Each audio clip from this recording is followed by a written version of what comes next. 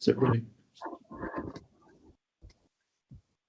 Chair notes a quorum for the Indiana Board for Proprietary Education's Q1 meeting of 2026. Thank you all for being here. We'll do a roll call. Mrs. Ann Shane. Present. Mr. Ken Kinesko. Here. Mr. Scott Bogan. Present. Mr. Michael Nossett. Present. And Chair notes and he's here as well. Why don't we consider the minutes first for the December 1st, 2025 meeting before I give the report. Now, if all of you had a chance to review the minutes, all of us were in attendance, albeit whether in person or virtually. Motion to approve. Do you have a second? Second. We take the minutes by consent. Consent.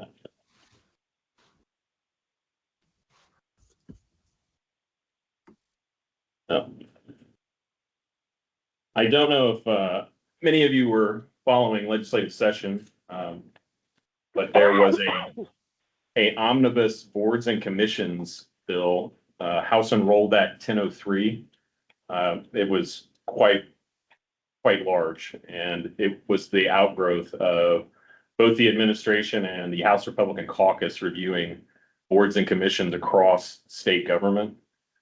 BPE was one of the boards addressed, and I'll let maybe Michael chime in to give some more insight or on how the mechanics would work, but the board will be repealed effectively July 1st, 2027, with all of the duties and responsibilities and administrative rules and processes transferring to the commission. So none of what we're doing here per se is going away.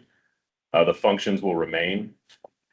We will work through in the coming months in preparation for that next effective date, July 1st, 2027, on what that will look like and how that will be implemented.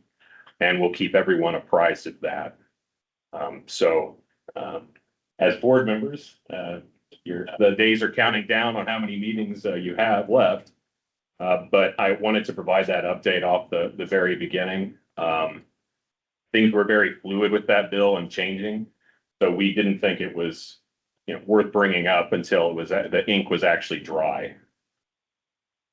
Mr. Nossett, do you have any further insights? No, I think that sums it up well. Just know that the Secretary of Education was not pushing that by any means. Really appreciate the work that has been going on here for the past several years. And come July 1st, I think you and Ross would be a lot busier taking over for the wisdom of the board. So we'll see what the mechanics look like going forward. But yeah, we've got another year and a half before that'll take place. Got some time.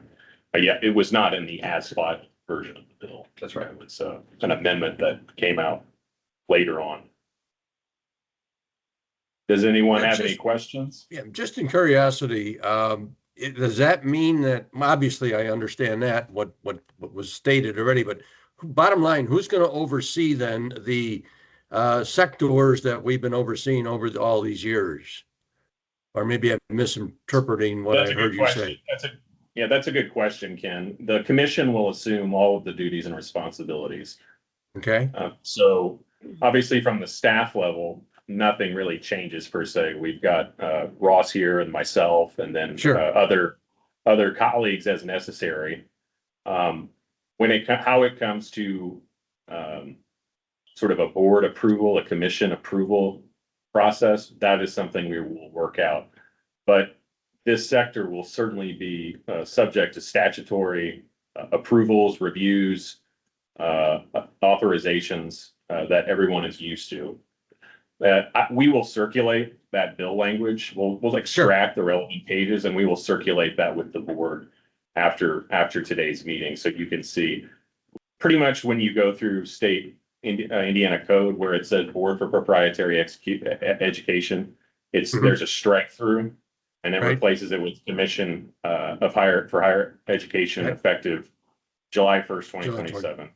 Very good. Okay, that's all. Very good question, and Thank good you. to clarify.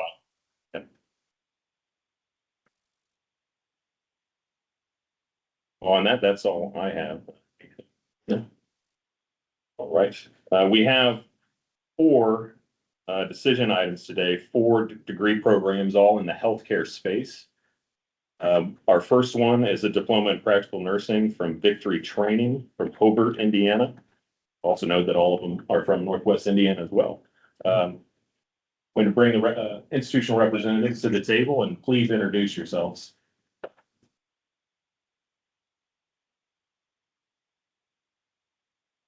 Welcome. Dr.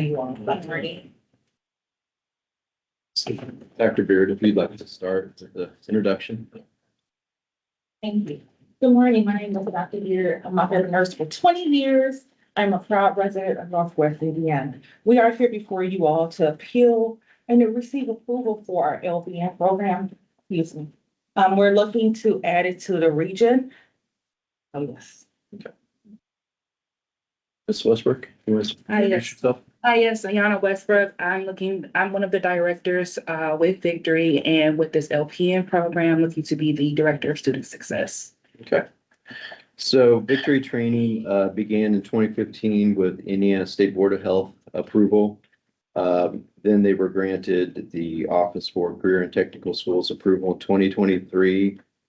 And then in 2025, December of last year, they were granted PPE authorization. So with the nursing, it was moved from OCTS to PPE. It is a for-profit institution. They are currently offering, began with Certified Nursing Assistant Program. They submitted a timeline for accreditation with the Accrediting Commission for Education in Nursing, ASIN. They'd be eligible for an application in November 2026. And they'd have candidacy status, and this would be a 2-year timeline. They do not currently participate in NC-SARA, the State Authorization Reciprocity Agreement. They're not Title IV, federal student aid, and they're not state financial aid available currently yet. They do have eligibility for next level jobs, workforce development, grant WIOA, and currently, since they are not Title IV, they don't submit enrollment figures to NCES. However, they did provide enrollment figures. So the very latest, they had 60 students in November of 2025. Currently, they're offering 2 programs, the Clinical Medical Assistant Program and the Phlebotomy Technician Program. And there's also photographs of their labs at your place settings. I think there's 9 photographs. So they're here today before us with the Diploma in Nursing Program to be offered at Hobart. And you'd begin with adults, but it would be at the high school, Yes, City of Hobart High School? Yeah. Okay. Yes, sir. Be 47 quarter credit hours with 85% of the courses in the specialty. They submitted 10 faculty IQRs, instructor qualification records. 4 of the 10 would be part-time, 6 full-time. They would have 1 ASN graduate, 3 with a BSN, 5 with the MSN, and then Dr. Baird, nurse practitioner. And then the reason that the staff report says none is because at the time of printing, they had just submitted a clinical site agreement with Edgewater. That the staff recommendation is for approval. Thank you, Mr. Miller. If I could ask a question, which is a positive trend, the enrollment increasing from 36 in 2022 up to 60 this past November. But where's the bulk of that, or is it pretty well spread across your 2 programs? It's pretty much spread. It's mostly with CCMA, Okay, and our pass rate is 100%. Both programs, we're at 100%. Just to go along with that, Scott, just curious, what caused that, that's significant from 40 to 60, obviously, percentage wise. And what precipitated that? Additional advertising? I don't know, other funding for the students. Just give us a quick, quick response as to what caused that, if you could, please. Thank you. It was foot traffic. I got in my car and I started going to the local nursing homes to advertise. So it Right. was, of course, advertising, but the method we used, we got off of social media. Okay. So you did a better job yourself than social media. Yes, I noticed that. I don't know how to use social media, so I was lost when everything shifted. Well, thank you on that response. So when you went to the nursing homes, were you trying to recruit some of their workers I was. or, okay. That was the goal. We wanted some of their employees. We wanted them to sponsor some of their employees.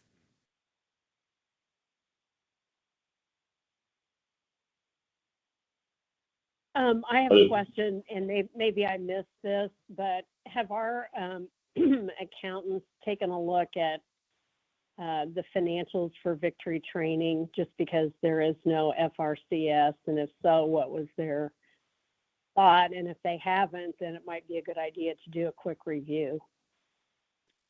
Yeah, they did, Ann.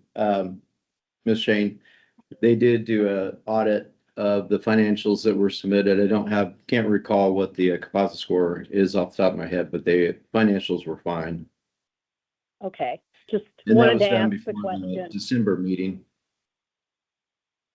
Yeah, and then That is was done Tony before on the- the call? Plant Moran is Sorry, I not just on the wanted- call, no. Okay, But they did look at the financials before the December meeting when they granted institutional authorization. yeah, good. No, I was asking if Tony were on the call, just to give her wisdom Tony's. about any of the nursing issues. I will admit, Ms. Shane, that we have some concern about the clinical sites. We have one that appears to have just an APRN as a provider, which is statutorily not allowed. A lot of these look like outpatient sites, and so we're concerned about getting inpatient care, which is where most of these graduates will find employment. But it's my understanding, my feeling that this board does not have jurisdictional authority to go ahead and prevent the program from opening. That will come to the Board of Nursing and we'll handle those issues there. Yep.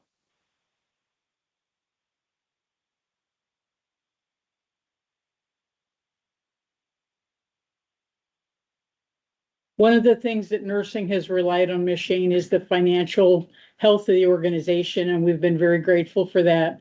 Nursing does not have the bandwidth to be able to do that, and I appreciate Plant Moran's evaluation and their recommendations on the program. Yeah, and all that seems to be in order. Their increased enrollment, their good financial score, their past history. And do we have any data on their students and their pass rates for the certifications that they're seeking in their field in which they got a degree?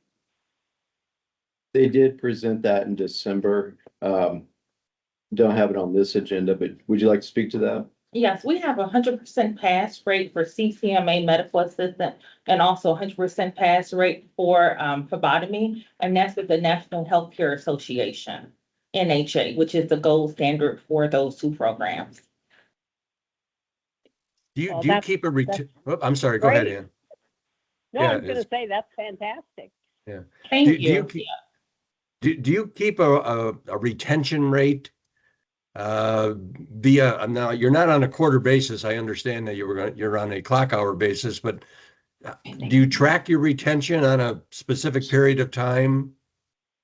We track it for the year. That's one of the ways that we make our money, just being honest with you, by the students actually completing the program. Sure. And so right now we're at 100% retention rate. Well, keep it up. It's great. It's great.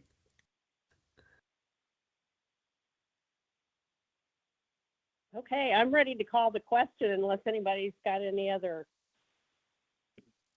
Yeah, I just this is just me. On page 15, I note, let me get to my, if I can hold on.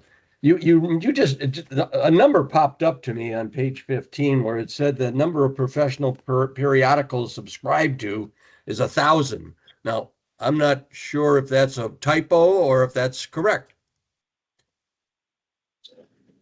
I believe that is correct. That's what the school city of Holbrook were using their library.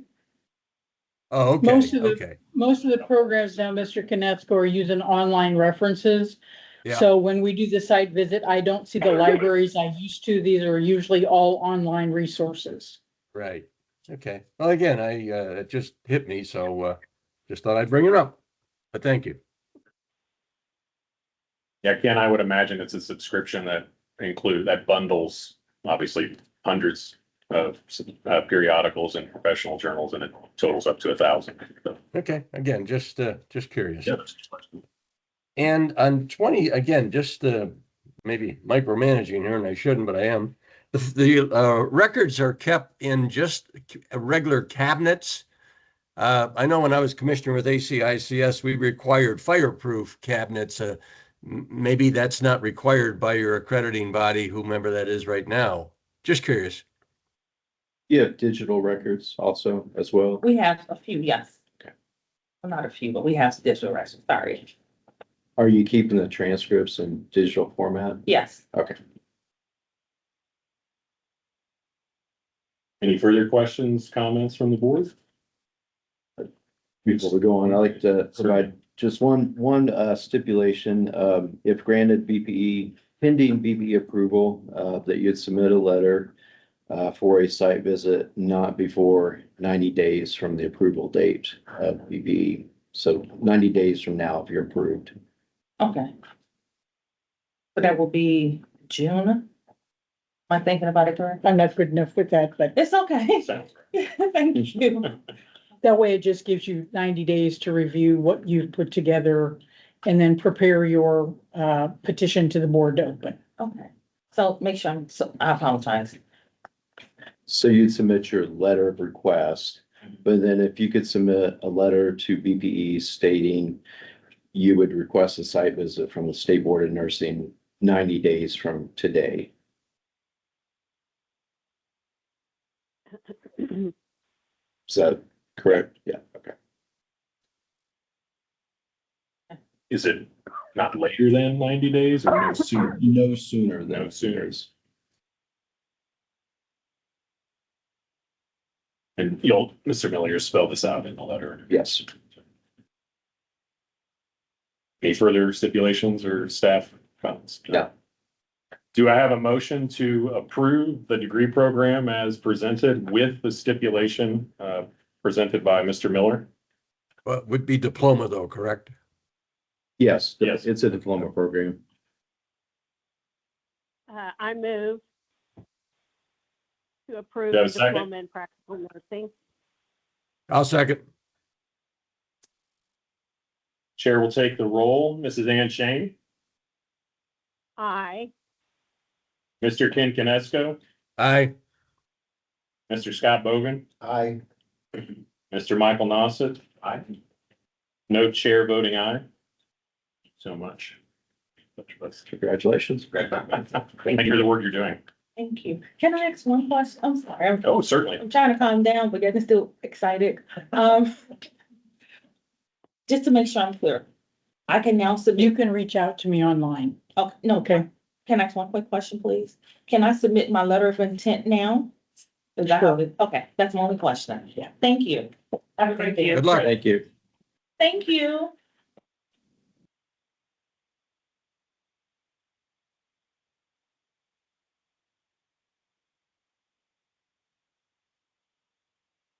Our next action items are all from one institution, 3 degree programs from Stellar Career College. Thank you, Tony. But ask those representatives to join us, and then also I believe you have your colleagues joining us virtually as well. Okay. I'll just go ahead and tell the board. So virtually we have Dr. Setti, president of Stellar Career College. Dr. Siddiqui, lead instructor for vascular sonography, technologist program. And then we have Miss Marks, director of diagnostic medical sonography. And then if you all like to introduce yourselves. Morning, everyone. I am Ethan Watts. I'm the Director of HR, Academic Student Affairs. We're glad to have you. And thank you for this opportunity. We appreciate it. Good morning, everyone. First of all, thank you folks for all of you to review your application and meeting us here. My name is Arif Khan. I'm the Director of Compliance and IT Services of Stellar. Good morning. My name is John Pasquante. I'm a medical doctor and the Director of Academic Affairs and Distance Education at the Career College. Okay, thank you. Well, I already introduced Oh, okay. the virtual. Dr. Seti, you're on, correct? Yes. Would you like Good to morning. just briefly say hello? Yeah. Good morning, everyone. My name is Dr. Zulfikar Sati, and we are glad to be here, and we appreciate the work the board has put in to review our application, and we are eager to hear from the board about any questions they may have. Okay, and then Dr. Siddiqui? You're muted. Stepped away. Why don't we go ahead and, go Certainly. ahead and begin? Good morning. Okay. Go ahead, sorry. Good morning. Yeah, good morning. My name is Dr. Samina Siddiqui. I am with Stellar Career College, instructing the students from the vascular program of diagnostic imaging. Okay, thank you. Okay, so Stellar Career College began in Modesto, California, under a different name, Computer Tutor, in 1986. So it does have a long history. They began then offering allied health and business programs, and the name was changed to Computer Tutor Business and Technical Institute, and then later under the current name. They do have a location in Chicago, and they're here before us because they have a location in Crown Point, Indiana, which was approved in March of 2022. They are accredited through the Accrediting Commission of Career Schools and Colleges, ACCSC. Their Modesto, California location was reaffirmed for accreditation in March 2018, Chicago in September 2021, and then their Crown Point location in August 2025. Students are eligible to receive Title IV by attending Stellar Career College, and they do currently participate in Indiana State financial aid and GI benefits. The Modesto, California is still considered the main location. Chicago and Crown Point are branches as considered by ACCSC. NCES reported 81 students at the Crown Point location in the fall of 2024, and 83 at the Chicago campus and 46 at the Modesto campus. The Crown Point location offers programs at the associate and diploma levels, in AAS and diagnostic medical sonography, magnetic resonance, imaging technology, radiologic technology, and then they're approved for the AAS in information systems and cybersecurity management and logistic warehousing and supply chain management. I believe those were the last two that were approved. Then the Chicago campus is approved for diploma programs, and the California campus is approved for certificate, diploma, and associate programs. The composite score, the very latest one was from December 31st, 2025 from the audited financials, 2.2, and the previous year, a 1.5 composite score. 1.5 is considered financially stable. So they're here before us today with 3 different Associate of Applied Science degree programs. The cardiac sonography program to be offered in blended format at Crown Point and Distance Ed. That program is 96 quarter credit hours with 75% of the courses in the specialty. They've submitted 9 faculty members, 2 full-time, 7 part-time, 1 with a BS, 4 with a master's, 3 doctoral, and 1 MD medical doctor. The second program is the surgical technology, also in blended delivery format, which would be 104 quarter credit hours with 75% of the courses in the specialty. They submitted 11 faculty members for that program, 2 full-time, 9 part-time, 1 with a BSN, 3 with a master's, 4 doctoral instructors, and then 3 with a medical degree. And then finally, we have the vascular sonography technology program, which is 96 quarter credit hours with 75% of the courses in the specialty. For that program, they submitted 10 faculty IQRs, 8 part-time, and 2 would be full-time, 1 with a BS, 2 with a master's, 4 with a doctoral degree, and then 3 with a medical degree. And the staff recommendation is for approval of all 3 associate applied science degree programs. Thank you, Mr. Miller, for the staff recommendation and overview.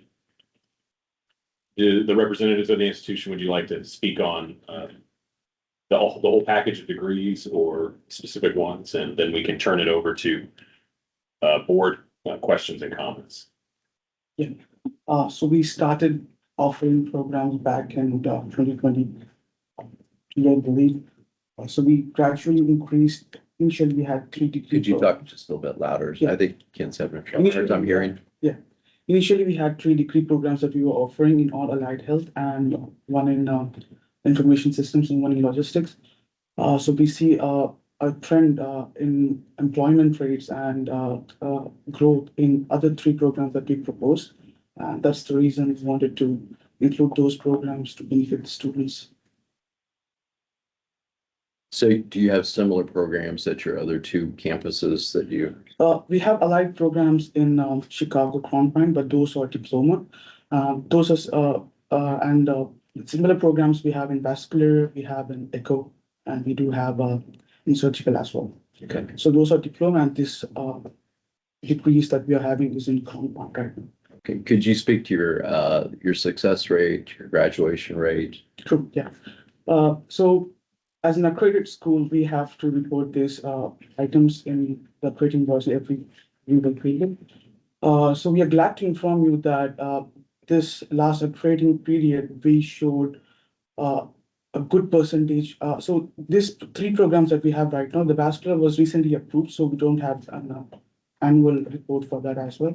But for surgical, we have a graduation rate about I think 70 to 80%. And for echo, it's a bit more. I think it's 85 to 90% around that. I don't have the exact percentage in my head, but that's the percentage. Those are the graduation rates or the passage? Those are the graduation rate, and the pass rates. We do have, I think, about 96% for both of those programs. Dr. Siddiqui, would you like to speak about the program that you'd be the head of? Yeah, sure. I'll be instructing the students for the vascular technology program. And it will include the lectures as well as the lab. Just preparing the students about the basic anatomy, physiology, pathology, as well as the scanning skills which they need in the job work.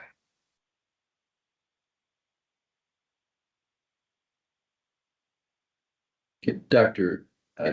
Sorry, I can't pronounce your last name. Would you like to go ahead and speak? We need to give you an opportunity. Yes. Yes.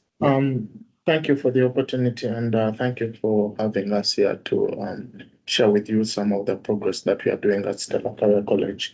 Having joined Stella Career College not long time ago, I've noticed that we have really an incredible mix of students. We have a couple of students from literally every background of life. And it's a mix of students who really benefit from the fact that we are offering these courses near downtown Chicago and having an access to different hospitals and clinical settings that can help them achieve this. At our Chicago campus, where I spend most of my time, we have plenty of resources to assist students, and we are extending this to the Indiana campus as well, where we have open labs to assist students. For example, these ones in surgical tech to learn about how to work with the different instruments. We have sets literally for every surgical procedure there is. We also have for those who are going to do VST, which is vesicular, we have plenty of machines in Chicago, and we also have tutors that come in, and students can make appointments on when to come in and do scanning in case they are lagging behind. We help them out. And as the academic affairs department, we try to track all our students so that we don't wait for them at the end of the period when they're failing. So from the moment they enroll, we have the admissions department tracking their attendances in class. And if they miss any class, we receive a notification that this student has not been able to attend. And because attendance contributes to their pass mark, that comes to my office, and I look through it, assess which challenges these students are having. And once we notice those challenges, whether it's transport or they can't go to their externship site, we have different programs where we are giving them free bus passes just to enable them at least soften their lives so that they can be able to achieve their academic success. At the same time, because we are open literally from Monday to Saturday, from morning to evening, even if students come in mostly for evening lectures, we are open to having them come in. And for the ECHO and VST students, they just sign up their names to do the open labs. They can sign with, they can scan each other, they can scan with an instructor. So we have all these open opportunities for students to learn at literally any time. Plus as you've read through here, we have also libraries we've signed up for, which are online to assist students get the best of academic success. And we don't let our students fail at the end and tell them you failed. We try to give them assistance continuously until they finish every quarter. Yes. What is your retention rate for your other programs you're offering? I don't have that off here. I don't know if you guys better side. Zach Ursetti, would you like to speak to that? You're muted. Yes, yes. So I just pulled in. So we are a ACCSC accredited college, and we are held accountable on our performance. Our performance is measured in hardcore numbers. Number one is graduation rate. Number two is exam pass rate for licensure exams. And number three is placement rate. The programs we currently offer, there is no required licensure. These are certification. Therefore, we report our graduation rates and our placement rates. Placement means that they find work in the field or related field in which we train them. So every October, first week, we submit our annual report. The most recent report that we submitted, I have the exact numbers that those were submitted. So for example, for medical assisting, the graduation benchmark, which is set by the ACCSC, was 55%. We were at 68% in graduation rate and 90% placement rate. In surgical technology, the benchmark for the graduation was 50%. We were on 58%. And the placement rate for all programs benchmark is 70%. We were on 82%. For ECHO, the benchmark for graduation is 47, while we were on 67, and our placement was 80%. Diagnostic medical sonography, the benchmark was 47%, and we were 87% in graduation rate, and we were 90% in placement rate. In radiology, the benchmark for graduation is 43%, and our graduation rate was 91% and placement 85%. For magnetic resonance imaging, the benchmark for graduation was 43%. We were on 61%, and our placement was 86%. So this way, last year, we met 100% of the benchmarks set by our accrediting body. Thank you. Thank you. Well, I mostly deal with AK on a daily basis. Would you like to speak, AK? And also, And you're currently working on your PhD. thank you, sir. Thank you. I'm trying to become a doctor with God's permission. So we'd like to thank you for this opportunity, and to add on what my colleagues and Dr. Kathy had mentioned, we also want to help the state of Indiana improve in terms of the HOPE agenda. We want to have green credentials to vouchers and other residents in Midwestern Census region. So we're hoping that Stellar Care College will be an instrument that will able to provide careers, especially in the healthcare sector, so that individuals, regardless of color, regardless of race, or regardless of economic status, has an opportunity to have a better job and contribute to the state of Indiana.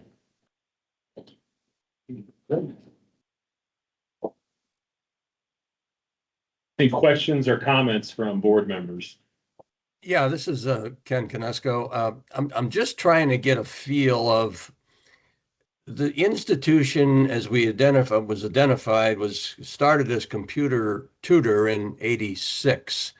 And then it's transformed with various names to where its current name is Stellar Career College.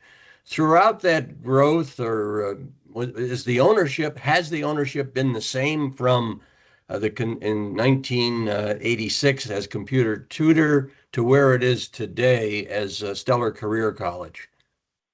The ownership, Yes, sir. please. So the ownership, there was a transition. So actually, in '80s, there was a person in Modesto. She was a mathematics teacher, and she found out that that there is a need for people in that rural sector where they don't have access to any help academically struggling students. So she started a very small institution called a Computer Tutor, and then after I believe after 10 years, George Raw took over, and he added some business courses, and he was also the math teacher, and his wife was also a teacher, I believe, in English. And they added some business programs, and they got the school accredited in 2003. So this institution has accreditation history from 2003 until. And that was with the ACCSC, correct? Correct. 2003? Yeah, thank you. Yes, sir. And then George Raw continued on until the August of 2017, when he wanted to retire, and that's where I took over the institution. So there was a change of ownership then in 2017 where you took over. Correct. So Right, okay. current ownership, which is Stellar Career College LLC, And were you accredited by ACCSCS in 2017, and that a change of ownership was approved by that accrediting body? Yes, sir. Yeah. Okay. So we have to go through the entire process with BPPE, Right. and then we went through ACCSC, and same accreditation continued on with a different ownership. Right. Now, it says here that in 2003, for a period of 5 years, that ACCSC granted you a period of 5 years. Is that correct? Is that how I read the report? Yes. So yeah. The accreditation. So then, go ahead. Go ahead. But I was saying then the Modesto campus accreditation was reaffirmed in March of 2018. So what happened between 2008 to 2018? Were you fully accredited, or were you still on a candidate status? Sir, from 2003 onwards, the institution remained fully accredited. So there was, in 2003, they got 5 years. So ACCSC maximum award is 5 years. Right, correct. Then they got another, again, reaccredited in 2013. And Okay. then when I took over in 2017, they were in the re-accreditation cycle. So actually, I was the one, along with the staff member, we went down to LA. Yeah. And the first step is accreditation training. Well, you And answered, again, I just didn't see any accreditation in the report from that period of time. And I was just wondering, who was overseeing you, but you've Yes. just answered that question, but Yes, thank sir. you for that. Yes. Okay. And then just curious again, how is it that in California in all that time, and what caused you to move from a few miles away from California to Chicago? And Yes, sir. I realize that that still is the main campus, and the two campuses in Illinois are branch campuses, but still that's a long distance. Just curious. Correct. Yeah, very correct. So I was a president of a college in Chicago from 2004 until 2016. And in 2016, I retired. Uh-huh. And then some sequence of events, I took over this college in 2017 in California. It was such a nicely situated in sense of placement in terms of its relation with ACCSC. And I got the opportunity through someone I knew. And they said this college has all the pieces in place for the growth. So I took over and I lived all my US life in Chicago. So my family, we thought we're going to move to California. We heard a lot of good things. There are gardens and orchards and this and that. But once we visited, we said we're not going to leave Chicago. So somehow we like this cold and snow. So we went to ACCSC and we asked them that, can we open up a campus in Chicago? Branch, yeah. And they said that this is almost half of the other side of the country. Why can't you open in Arizona or something? I said, that's not the point. Somehow I was able to convince them that I was very successful in helping students in Chicago in different programs, and I can perform that all. And I shared all my performance from the previous college I had. And they were eventually agreed, and I opened the campus in Chicago, and then we expanded to Crown Point, Indiana. Right. And the population in Modesto, I believe, is at 46 currently. Is that what I understood from the report? Yes, sir. So Modesto is a very small town. It's limited population. There's a limited job opportunities. So we because whenever we start a program or we enroll students, we look at the end game, that eventually we have to place these students, these graduates, to remain accredited. Therefore, we go very slow. And initially I thought, because I had this MRI program, ultrasound in my previous school, I had experience. But then when we researched, we found out that in the 10-mile radius or even 20-mile radius of Modesto campus, there may be 2 MRI machines. Where will we place these students? Correct. So therefore, we said that we're not going to add these long-term programs. Instead, we would just have this. For example, we have a veterinary assistant program in Modesto, because that makes sense in Modesto. We don't have that in Chicago or Crown Point. Right. So we study the market, we study the end result, that eventually we will be accountable on placement of these grads. Right. So therefore, we have a very small operation, and unfortunately from the Department of Education, it's not easy to change the main campus. There is a lot of process involved. Do you foresee that in the future, though? I wanted to have a Crown Point as our main campus, because our major degree programs are in Crown Point, Indiana. We will look through that, but there is no easy switch in Department of Education. I was told that you may lose financial aid for 2 years because the branch has to serve as a main campus for 2 years. So we are looking into different options, but eventually our main campus will be at a place which represents what we do. Okay, very good. Well, thank you for that. I didn't mean to be express a long conversation on that, but very helpful, and I thank you for that. Welcome, sir. For good context, thank you for the history of the institution. Welcome. I have a question on the the cardiac sonography, it lists two different certifications, which I know is quite common when you can look at these professions. Is there one of the two, this is on page 43 of the binder, and it's the program objectives for the first degree program. There's an option for registered diagnostic cardiac sonography, or shorter registered cardiac sonographer. Is one of those more common or expected in Northwest Indiana? And do you advise students on which way they should go when it comes to those, or maybe they take both? It sounds like it's an or. The most common right now is the CCI, Okay. and it's like the first entry level. After reaching CCI, you can go higher with ERDMS. That's based on our statistics and our experience in offering those. Does that result in higher pay or higher employment rates? It depends on the employer, basically. They prefer some students to have CCI, they prefer some students to have ARDMS, but most of the employer, initially they start with CCI. And if they want to increase or there's knowledge skills and certification skills, even they go for ARDMS. Thank you. You know, one other question I forgot to ask, your modality of mode of education, you're pretty much online, or I know you have blended, and I know you have hybrid, obviously the same, and then you have residential. Where are you at in those three particular areas or method of instruction? More online than you have residential?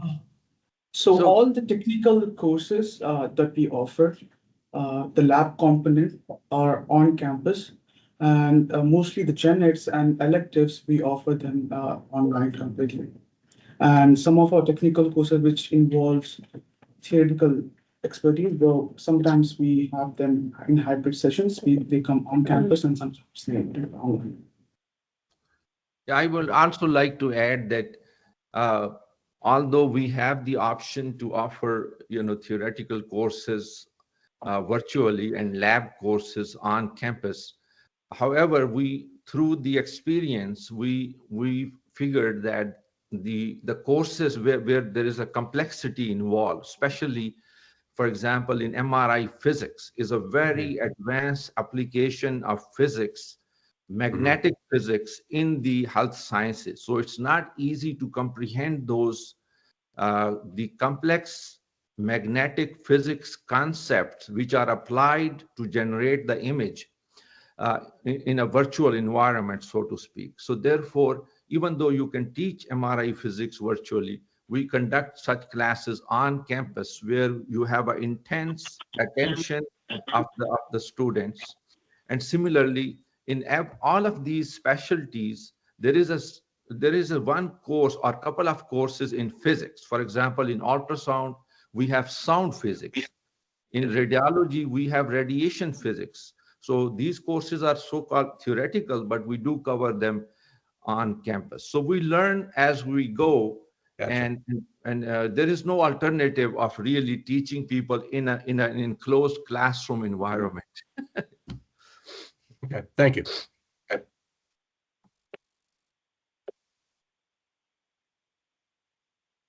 Any other questions, comments from the board?